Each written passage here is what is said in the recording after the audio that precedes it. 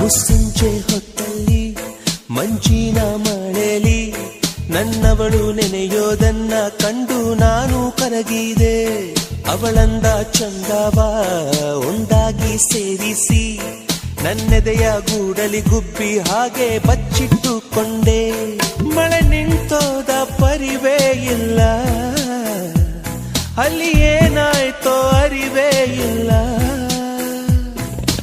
ಎಷ್ಟೋ ಮಾತುಗಳು ಎದೆಯಲ್ಲಿ ಉಕ್ಕಿ ಬಂತು, ಬಾಯಿ ತೆರೆದೆ ತುಟಿ ಮೇಲೆ ತೂಟಿ ಒತ್ತಿ ಹಾರಿ ಹೋದಳು.